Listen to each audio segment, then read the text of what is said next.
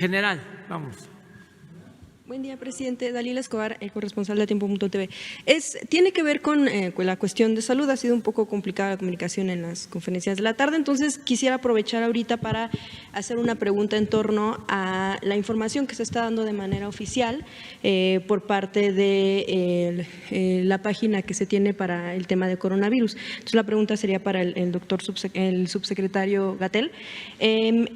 Preguntarle, en la página que han dispuesto de manera oficial, y bueno, en tanto que han dicho que el primer caso de COVID-19 en México confirmado fue el 28 de febrero, haciendo una revisión en esta página, en los números que se tienen, ahí se menciona en la tabla de casos confirmados a nivel nacional que nos aclaran el punto, que desde el 6 de enero ya hubo un caso confirmado en Nayarit, el 8 de enero dice también, bueno, ahí que hay otro en Tabasco, para el 14 uno en Aguascalientes, después en Guanajuato, después en Baja California, Ciudad de México, de tal manera que para el 28 de febrero México habría llegado con 12 casos, de acuerdo con la información que se ve en esta página oficial. Preguntar si fue así, si México llegó al 28 de febrero con 12 casos de COVID-19 o qué sucede con esa información, por un lado.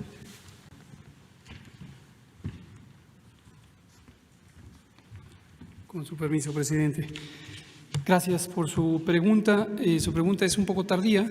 En el periódico Reforma, Natalia Vitela, su reportera, lo comentó hace 2 semanas y media, en un sábado.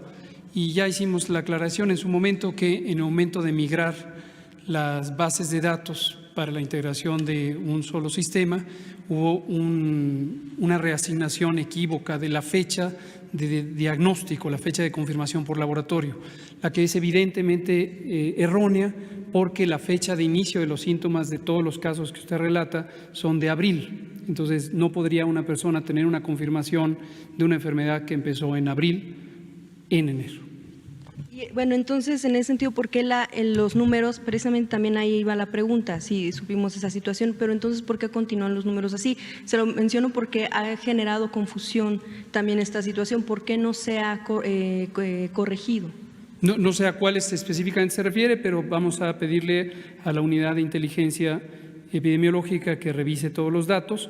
Estos datos son revisados por múltiples instituciones. De hecho, CONACYT, con quien estamos siempre agradecidos, nos articula toda la parte de la auditoría de datos. Entonces vamos a revisar si usted nos ayuda a decirnos exactamente al cual se refiere y a qué fecha y cuándo bajó la base de datos y cuál fue el mecanismo de verificación, y hacemos todo un mecanismo que se llama auditoría técnica de datos, en donde se revisan los metadatos. Esto es un asunto técnico, pero se puede documentar exactamente qué fue lo que pasó de acuerdo a cuál transferencia de cómputo.